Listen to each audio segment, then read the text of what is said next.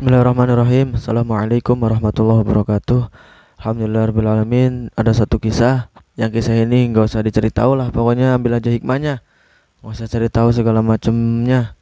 Nah, ada satu kisah tuh seseorang. Dia tuh santri. Bukan santri lah. Sebenarnya nggak santri-santri banget. Dia itu orangnya fleksibel, luas. Bergaul dengan siapa aja, di mana aja, kemana aja jadi. Bergaul sama santri ya juga sering, bergaul sama preman juga sering, bergaul sama siapa aja jadi. Nah makanya dia ya ilmu-ilmunya tersaring semua dari kepesantrenan masuk.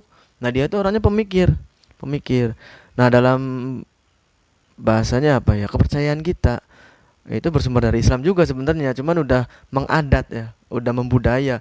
Aslinya dari Islam itu, tapi membudaya jadi seolah-olah umum, semua orang tahu. Apalagi Indonesia, budaya Indonesia ada kepercayaan seperti ini, tahu. Di Jawa juga udah terkenal bahwasanya ucapan itu adalah doa, hati-hati kalau berucap.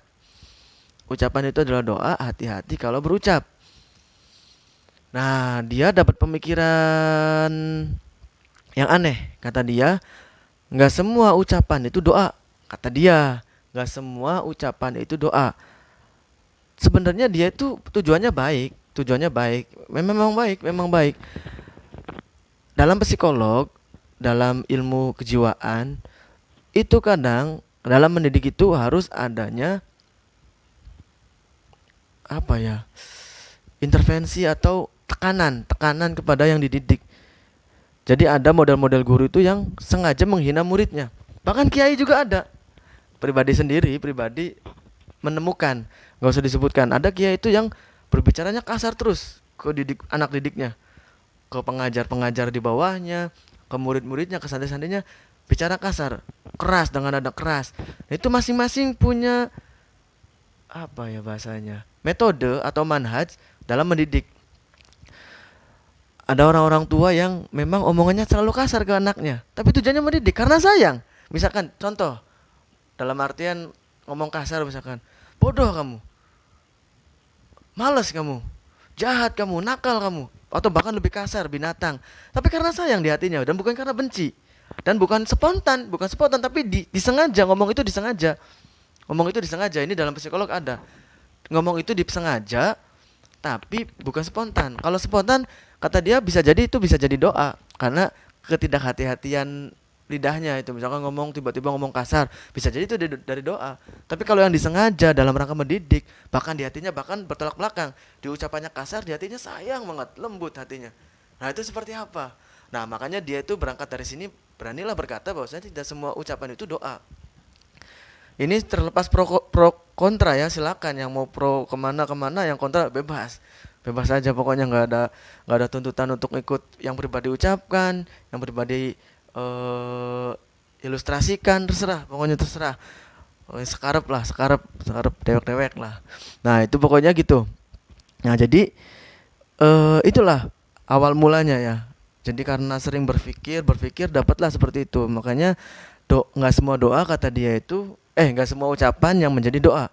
Intinya kata dia, ucapan yang menjadi doa itu yang spontan, yang memang tujuan dari kontekstual dari keterangan ini adalah supaya orang hati-hati dalam berucap.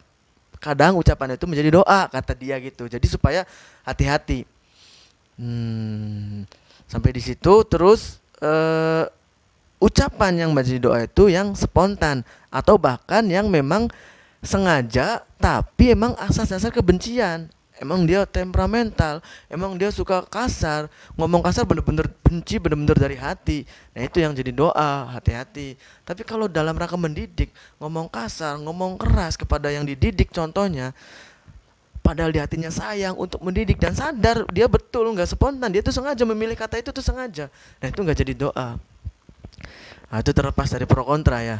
Jadi intinya kalau penjelasannya itu, yang namanya doa itu kan ucapan jadi kuat itu karena hati.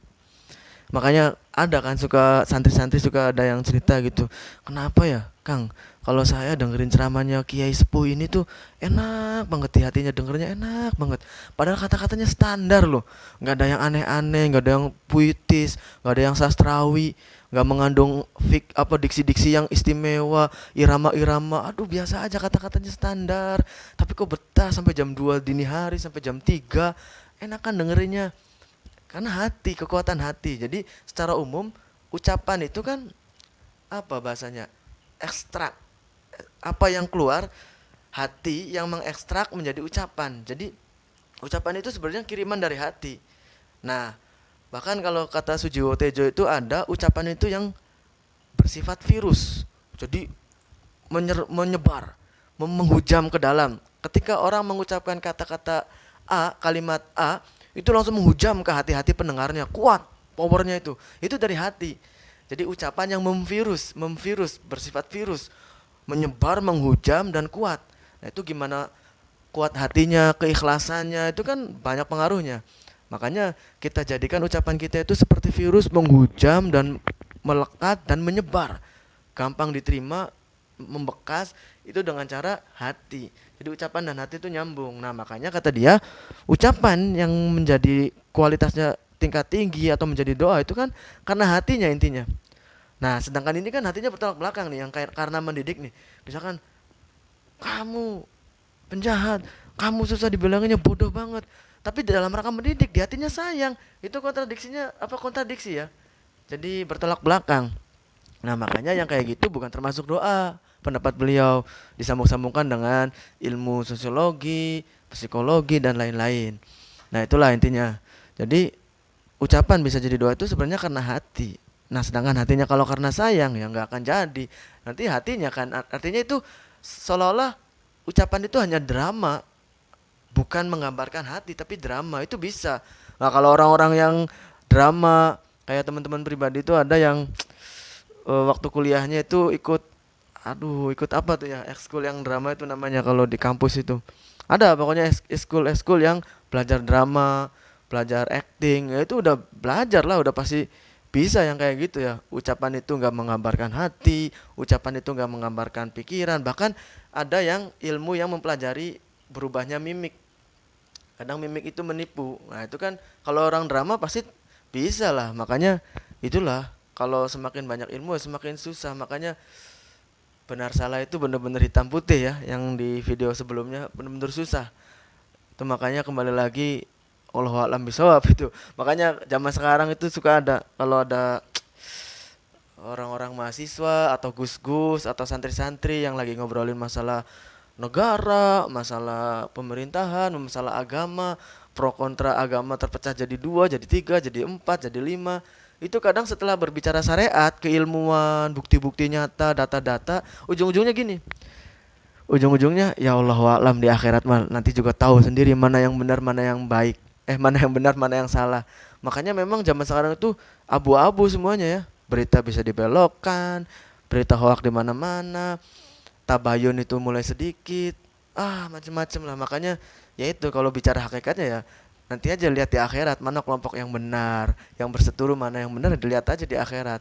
Tapi kita beristihad sesuai keilmuan kita, sesuai apa yang kita dapat data itu ya udah kita yakini. Itu makanya selalu kita mengharap bimbingan, dibimbing selalu, yaitu karena memang hakikat itu nggak ada yang tahu. Allahu a'lam bishawab ya. Jadi itulah intinya. Jadi panjang kemana-mana ini teh. Pokoknya itulah intinya lah. Ruwet lah kalau bicara masalah kayak gitulah. Pemikiran-pemikiran gitu. Tapi kalau yang udah seneng tadabbur, seneng mikir itu jadi tambah-tambah ilmu ya, bagus. Pokoknya pribadi nggak bisa ngomong yang rapi, yang menyusun kata-kata dengan rapi, alurnya itu.